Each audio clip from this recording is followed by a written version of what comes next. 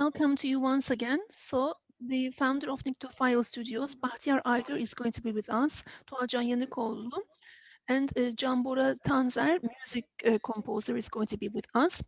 They are going to be talking about the development process of an indie game and the things that we have to take into account, do's and don'ts, and team creation and process management. Now I would like to invite them.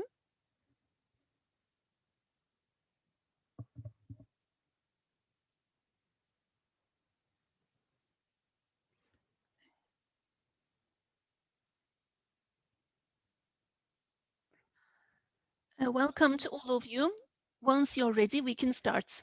If there's a problem, I will be around. Okay. Thank you indeed. Thank you so much for inviting us, first of all, to such an event, for creating this event, also running this event. I would like to thank you. For about 4 months now, we've started a project. Before that, I had a sectorial experience of 15 years. And in general, in our speech, I will be talking about indie game development and the processes in this respect. Of course, still we are gaining experience along the way. We are developing ourselves. And the do's and don'ts we're going to try to elaborate on those. Nyctophile Studio, before establishing this studio, in this sector, domestically and internationally, we had works going on, mostly in regards to character design or else game design. And then I gained experience and information knowledge from abroad, and I watched videos in order to develop myself. And then in project development, I was interested in game documentation. To tell you the truth, when we are developing an indie here, we will be talking about processes and, for instance, I will be talking about game documentation. I will be talking about the art side of the process, and John is going to be talking about the audio process. Daha is going to be more speaking about development process. So, as I said, I coordinate the project as the art director. So now let me give the floor to Doğa. He is going to be talking about developments. First of all, he's going to introduce himself and then he can kickstart the conversation. Doğa? My name is Dorjan Nicolo. For about 5 years now, I've been involved in this project. It's my second project, actually. For 5 years, I was before that, I was also involved in other projects. But it was more like a voluntarily based project in my previous project. Without going into too much technical details, I would like to talk you through things because I don't want to bore you that much. Well, there are certain topics when it comes to development. I work as a lead, but I work in the technical art side. I prepare models.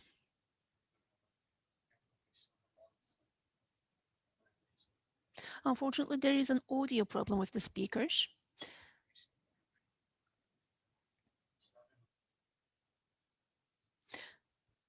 Doğa, excuse me for the interruption, but you've got an audio problem, Doğa, because I mean, it just breaks. I don't know whether other panelists have also. So yes, there is this fluctuation, the volatility in audio. Doğa, maybe if you could just increase your voice, it would be because it continuously fluctuates your audio. Okay, let me just raise my voice a bit. How is it now? I mean, is there still that problem? It's better now.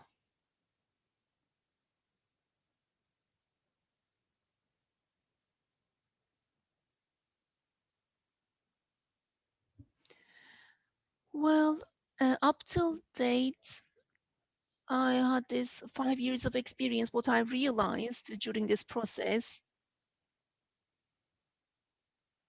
there are a few topics, a few do's and don'ts. The first one is you shouldn't frequently package the project that you have. Or else if you've packed a project, if you don't test it sufficiently, it causes certain types of problems. For instance, your project, you've packed it, and then you test it, everything runs perfectly, there is no glitch at all, and then a month later, you change plenty of things, you add different features, for instance, and then you package it again, and you check out on the situation, and then you see that certain things that have been distorted, it doesn't operate, and it as it has been a month. I mean, you have maybe had a couple of submits.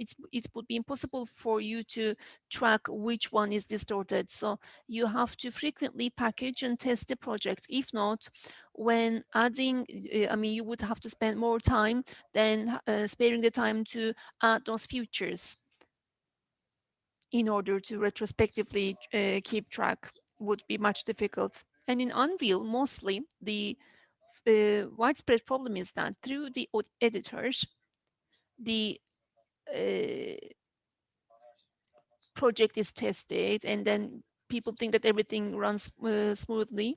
But Unreal adds many things, optimizes certain things, and mostly there are certain things that operate function different from the editor. Rather than the editor, you should understand alongside operate the game, this project which would enable you to face less problems in the long run. And also, I would like to say that these projects, constant contents integration or as deployment infrastructure has to be set up, because packaging the project, making operable, I mean, takes your time, and you click certain things on Unreal, you set certain things, which actually takes a lot of time in boot. So if you were to automate it a bit, then you would eliminate many of the workload. TeamCity, for instance, is mostly used. Certain infrastructures can be used. And in the project that we're involved, we're at the very beginning of the project. We haven't needed to work, we haven't had the need to work, but after some time, I do believe that setting such an automated infrastructure is going to be really beneficial for us. And about continuous integration, what I can say is that in general, in projects,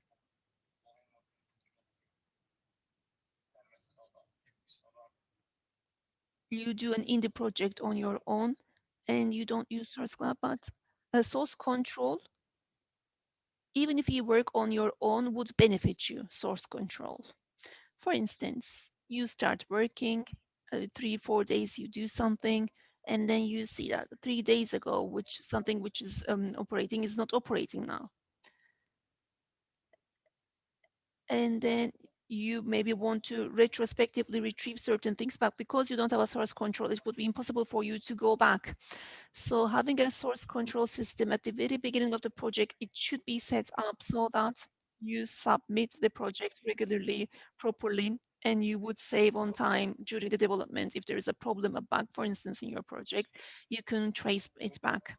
And then another thing that comes to my mind, throughout the project, external plugins. Depending on them, in the short run, yes, it makes things much easier for you. You download plugins, you add it into your project, everything runs perfectly. And the thing that you do in 1 week, for instance, you do it in 5 minutes. However, the problem is that plugin, how she has written it, how elaborate it is, you don't know. And if you buy a huge plugin, the maintenance of it becomes really difficult.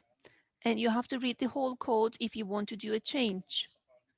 And then if you were to write that plugin 1 week, it would be better for you, because then you have to read about the plugin for 2-3 weeks, and that would um, actually end up wasting more time.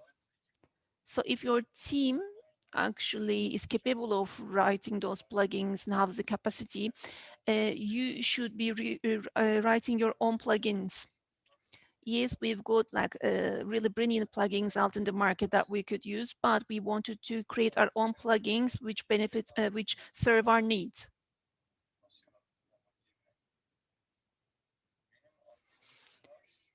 These are the things that come to my mind.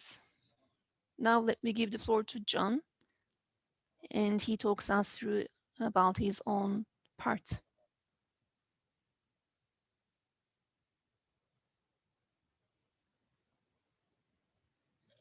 Hi, my name is Bora Bora Tanzer. I'm 22 years old.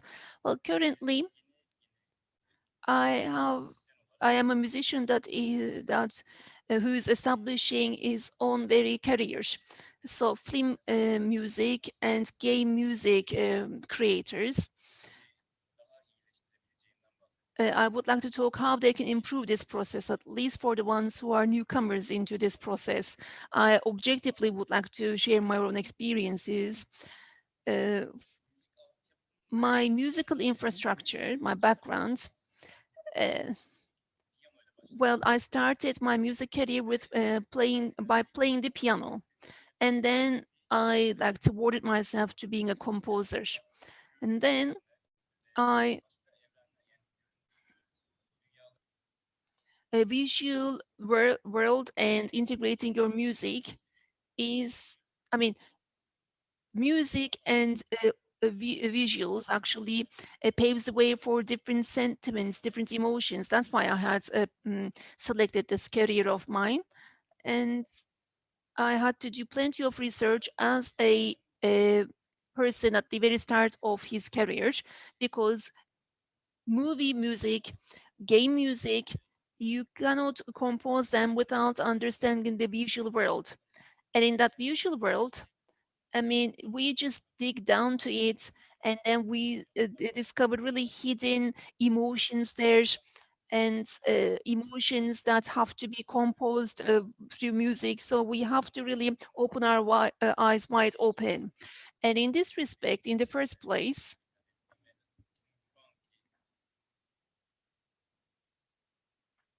what I try to do in our current project is that, especially in the audio world, in the music world, if you are involved in this music world, you should definitely actively take part in scenario reading, which is because during scenario reading, we could just think that, I mean, yes, once the scenario is completed, they will fetch the scenario to me, and I will just read the scenario after they have written it, and I could just put forth my ideas accordingly.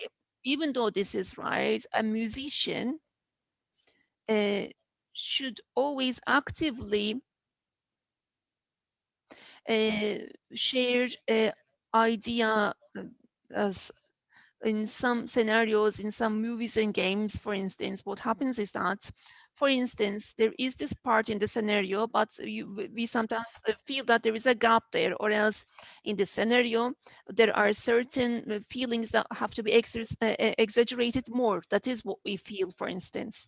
And on the one hand, we think this with music, and we can even alter the scenario, because one door opens the others in when the different branches of arts gather together. So during scenario reading, if we want to represent the audio world better, we should actively take part in this scenario composition.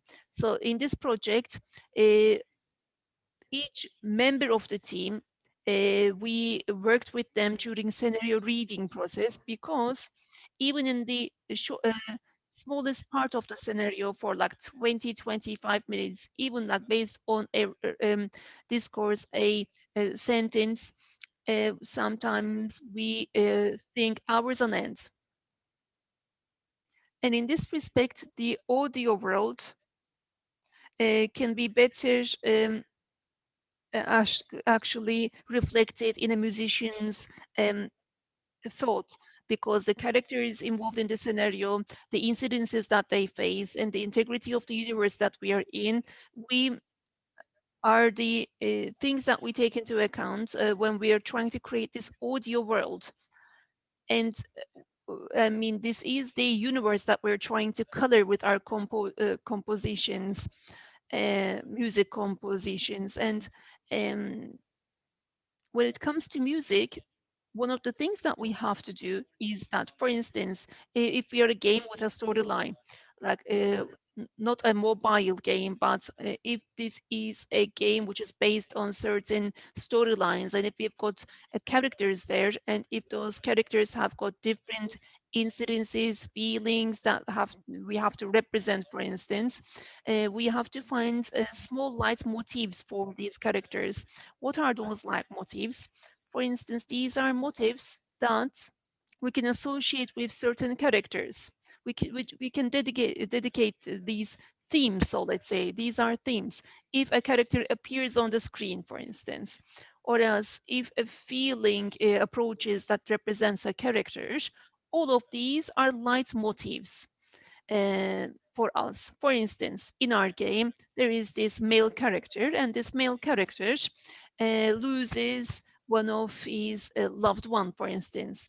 And then if there is a light motive there that we can associate with that character, then we definitely like approximate the viewer and the character closer. We draw them closer to each other, because when we just evaluate the whole game visually, if you want to create a feeling of belonging within that game, only visual is not permanent. But if like that visual is blended with music, and if we associate a theme with that character, whenever we see that character, there is this feeling that we integrate and we associate with that character in our brains. So that's why light motive usage is as important as reading the scenario, because if there are no light motives, all sorts of ambience musics can already be created in order to support a game.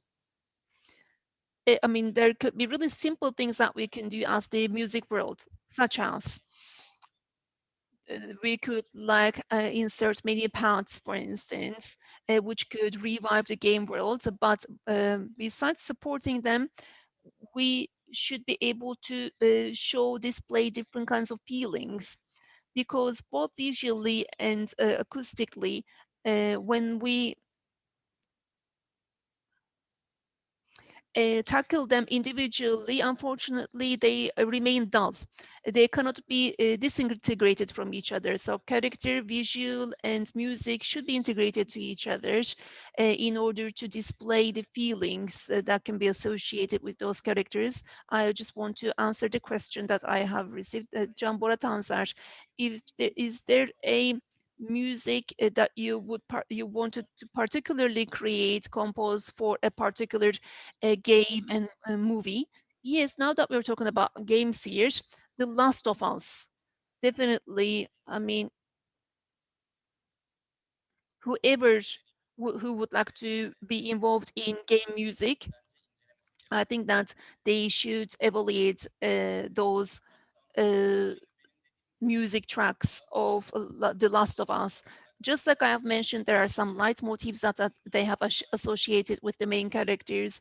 Even the feeling of loss, for instance, death, they have dedicated certain leitmotifs. And in The Last of Us, there are leitmotifs that enable us to feel closer to all the characters, which actually takes us on a journey. That scenario, it enables us to engage with the scenario much better. We more like have this feelings, especially in cutscening. I'm talking about the music. I mean, of course, the music within the games are a bit different. The ambience music that is used within the game, especially as if we are proceeding with inter game dynamics, because cutscene in 80% of the game, in order for the gamer to play with the game, there are many cutscenes. And in order to create a music for this ambience, in order to create an acoustic world there, we should understand the objects that we are interacting with. If there is a character approaching us, for instance, the way we use the acoustic world should be much different. In our acoustic world, uh, the world here and the dynamics of the world, based on that, it has to change if a character is approaching us, for instance. And our music, if it is music soothing our character, for instance, we should gradually, like with a crescendo, for instance, should thrill the listeners a bit. So we should evaluate and analyze our content really meticulously. Only like inserting music on its own, or else this music being any random music, it doesn't pay off. If it is independent from that universe, it doesn't make any sense. It doesn't develop the game. It's actually, on the contrary, uh, actually has a negative impact on the universe that we're trying to create, because needless music usage, especially in games, as I do believe that silence is really important, and that silence enables the gamers to have a different perception. For instance, we are in an empty room and we don't know what to expect. There is music, but if there is like ambience audio, and if we are like have the steps, the footsteps of our character, if we hear that, it would really thrill us, tense us up, because this is something that we can associate with our own lives. Like just like when we are in a room, we don't have any music, but if we're living this feeling, then certain things revive in our mind, and this is just like that in the game. Music, eh, we should be using it when if we want to support a feeling. If we exaggerate it a bit, then it could deteriorate the dynamics of the game. So music, audio usage should be um, uh, used in a more in a balanced way and whenever needed. And the audio world should be used whenever needed. This was all from me. And now I would like to give the floor to Bahtiyar. The floor is yours. Thank you so very much, John, for explaining the music. So now I would like to talk about it in general, like game development. What should we do? What shouldn't we do? And yes, I deal with the arts part of it, but when it comes to project creation, for instance, I would like to talk about that. Well, in the past, apart from the projects that we are involved in, we had other projects as well. We tried to do those other projects, and we had certain problems. For instance, in my first project, it was in 2014, I had thought of a project. And in order to do this project, day and night, day in, day out, I started working on this project. I tried to prepare presentations, investor presentation, for instance. And then that idea, just when I thought that I could implement it, realized it, it was a moment where I had received investment in 2016 it was.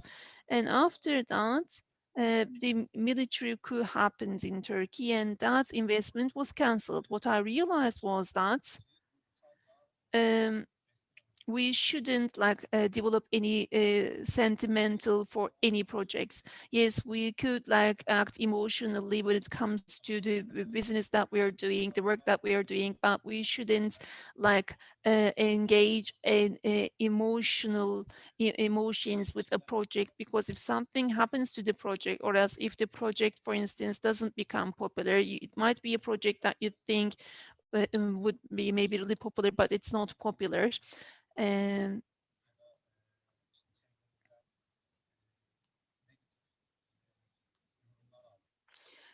like receiving negative comment from the people around us. Actually, if you are engaged emotionally to that project, unfortunately, you cannot objectively take into account criticism. So that's why I am engaged emotionally to the sector, but I try to approach the projects more objectively. And also, in general, in Turkey, or as what I see around me, is that there are certain mistakes that are done. For instance, two, three people come together in order to develop any sort of project. Uh, and then it all boils down to the projects that need like 50, 60 people. I mean, people just get heated up. Let's do this project. Let's add this, that. And then this is also nice. Let's also add this to the project. However, realistically thinking, that project, the realization of that project, execution of that project is much more important. The completion of the project is more important. And in that respect, according to me, first of all, we should evaluate our own technical knowledge, information, and find out what we are capable of doing. And then we should seek for people around us who could support us. And convincing those people is also really difficult. For my project now, yes, I have received an investment, but I know what it takes in order to convince people. Any person that you want to add onto your team, I mean, you have to convince him, her as well, because nobody is interested in money in this sector. Mostly they are interested in your vision, what you're doing.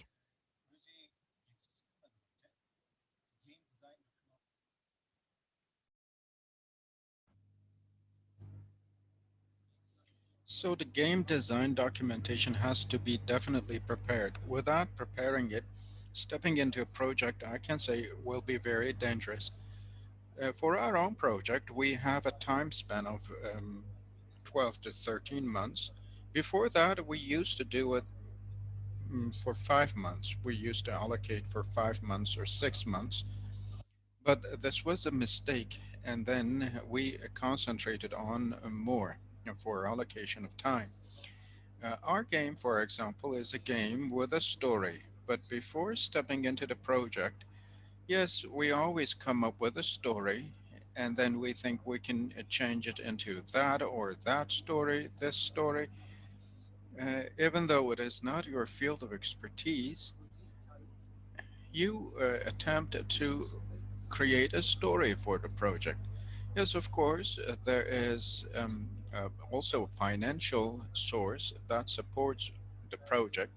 Maybe because of that authenticity, it was easier for me to find a script writing team. But if you have the means and if you think you can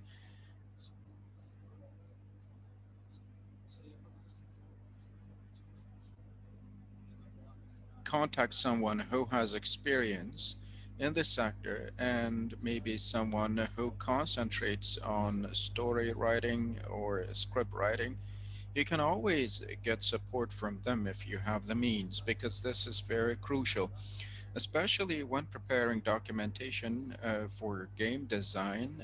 Stories, the scripts are very crucial. When you have your story, your narrative, you can start the documentation, and this is what we did. And we used a draft. Maybe I can now share my screen to show you an example. Can you see the screen now? Yes, it's on. So here for our own game, we prepared a game design documentation, and in it we have the storyline, let me go over it rapidly. Here we have the story, and then you can see what other stories will follow. You can see the dialogues over here. So you can structure all these up, and then this story can be more readable, and you will be able to tell what happens here, what ends, and you can come up with those outcomes in your game design documentation. John, for example, talked about music, how music goes from top to bottom and bottom up, and where the music will be louder and not.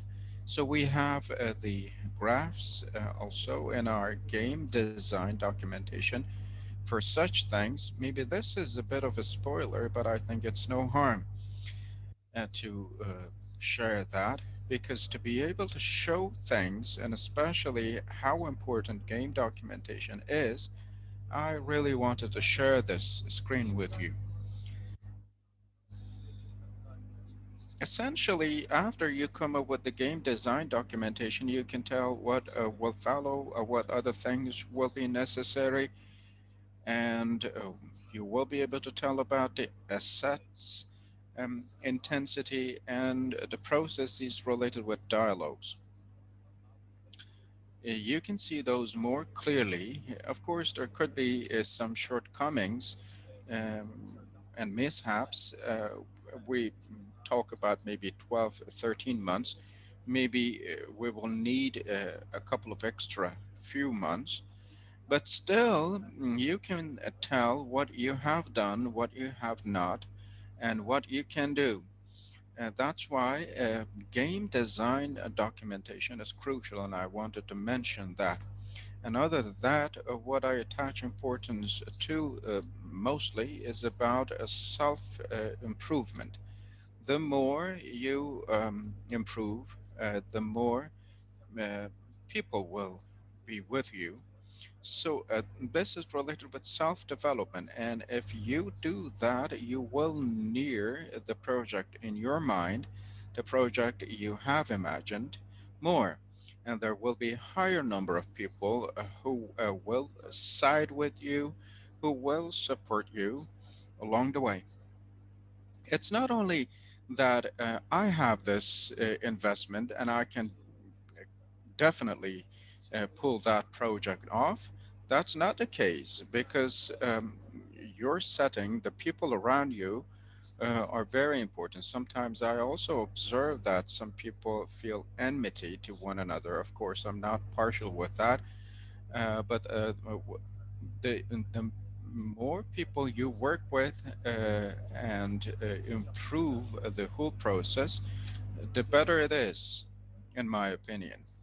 And you don't need to come up with a very large scale project in the beginning. You can start with small scale projects and have little fine tunings on them to convert those into bigger projects, so that in the beginning you have a grasp of what team spirit is. So this is what we do. This goes the same for team creation. In this project, for example, I I faced many problems. There could be someone who is not fully in harmony with the team, some guys who will, bring you down and have disputes with. That's why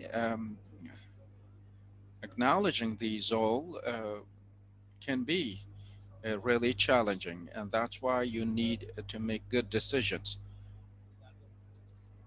After all, what we do here does not follow a single path. There is the artistic part related to it, the development part, the sound, story telling, and these all have their sublines. Development have its subsets. This goes the same for arts and sound. So when you think you will bring many people together to come up with a project, you can end up with some major problems. That's why the more you gain experience, the more you participate and take part in teams, the better you clearly, the better and more clearly you know how you can strategically approach the whole process. Judging by my experience, I have learned that um, choosing a feasible project is the most important part. Let's say you have a project and you looked into it to see if you can pull it off, or with how many people you can do it, or if there are people you can materialize this project with, um, then you can move on. It doesn't matter what game it is.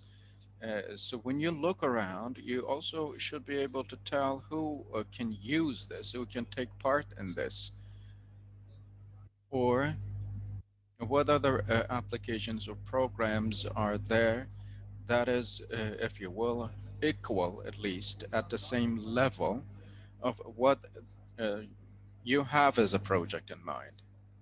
So I have been approaching this sector more emotionally, not the project itself.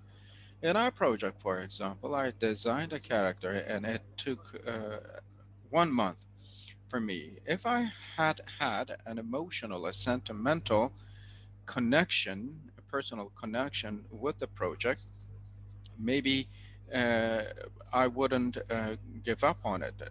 But if the story team says it doesn't quite fit to the project, can you try something else?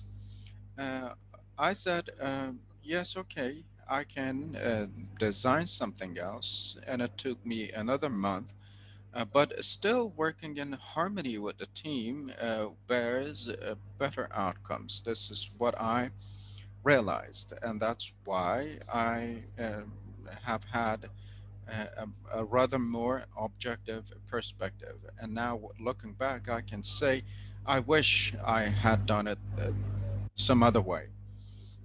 I mean, some specific things about the project. Yes, each and every project is important, but having so much dependency on a specific project strips the objectivity part off of the whole process. And that's why you cannot um, fully depend on it. And it doesn't mean that you will take each and every different opinion coming from different minds into account and be distracted. But if this is about the story, it is crucial to listen to what the story team guys say. This is important. But if there's someone else who is not maybe relevant that much to the project, yes, you cannot um, give a landing, give maybe that much attention to it.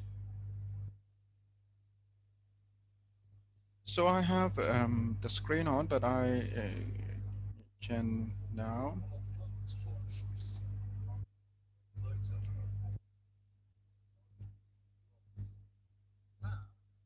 go back to the page. So someone asked about the draft,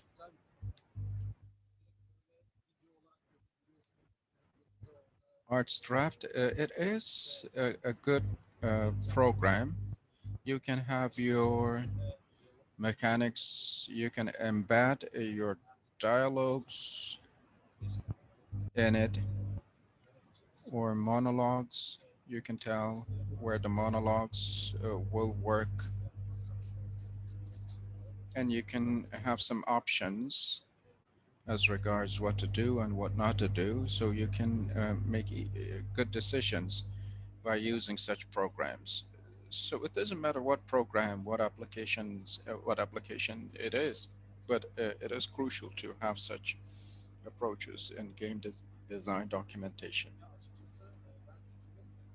And another question, I think having specific working hours uh, is not necessary at all times. We don't have such a rigid time schedule.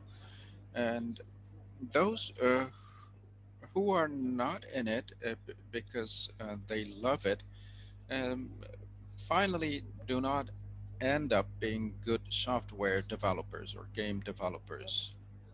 This goes the same for many professions, actually. And game developing or game design asks, demands love.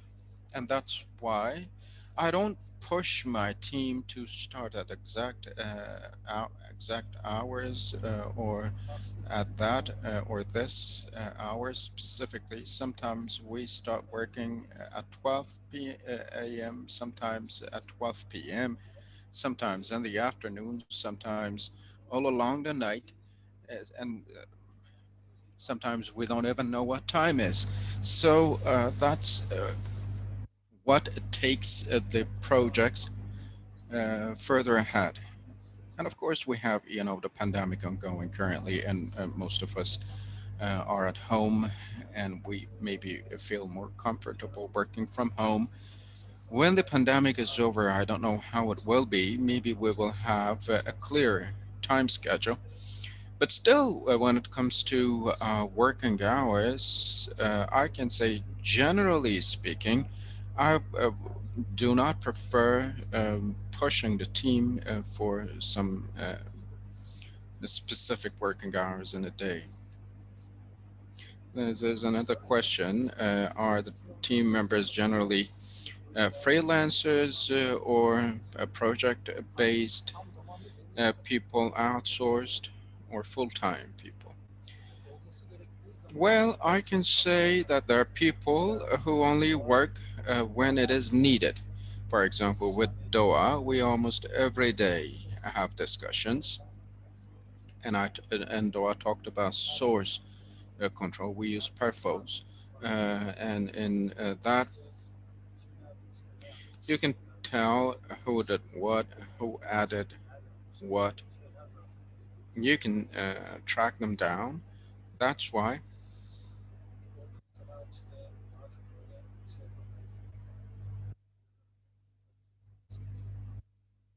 you can follow who did what and what uh, time,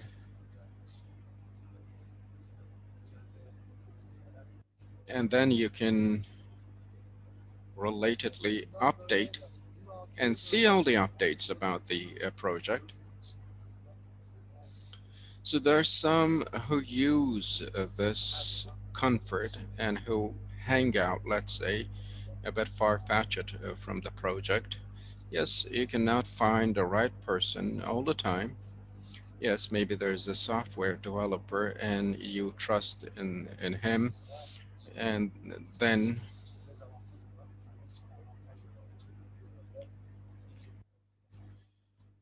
you see that maybe this person uses the advantages related with the project to his own personal advantage and turn that overall advantage into a disadvantage for the whole team. And that's why I say you should come up with some small scale projects in the beginning to be able to tell who is really willing, who is really enthusiastic, and who is only caring for the financial gain. Yes, of course, income is important too, but rather than contributing to the project, some people only care about money. There are many people as such. So, along the way, especially in the beginning, you will get to know these people. Bahtiyar, I also would like to add something. Yes, of course, go ahead.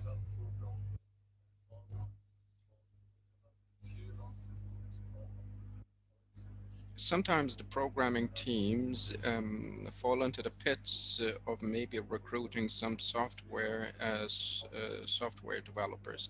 I can say definitely do not hire freelance softwares for your project, because in many projects software developers only care for money, and if there is a problem about the code he wrote, And if there's any problem and when you want them to be fixed, he will probably ask for more money the next time. That's why in big scale projects, it's always better to work with a full-time software developer. If you go the otherwise, you will probably spend a double. So if you start a big project, care for finding and recruiting a full-time software developer, because freelancer, yes, they prepare the model and care for that project specifically and their income. But in software, it's not always like that. In the long term, you can face some problems about the coding, and that's why this is important. Yes, I agree with Doa about that. And I can also talk about motivation for the team, how we can achieve that. Yes, we sometimes convene and do things for the project, and every little thing added to the motivation refreshes our levels of motivation. If we are not maybe that much motivated, somebody sends the music. And when John sent me the music, for example, in the midst of the project, I was galvanized, if you will. So if there's nothing specific ongoing and you feel a bit down, and Doa sent me the specifics and a track, a soundtrack, and I clicked on play, and I was in the mood. So when you add little things up into the project, you have a higher level of motivation, and it's important to keep that going. And we also check up on what's new, check out what's new, and we sometimes have some social activities. Yes, in the pandemic, we can't do much, but generally to keep our selves motivated, we currently generally play games together.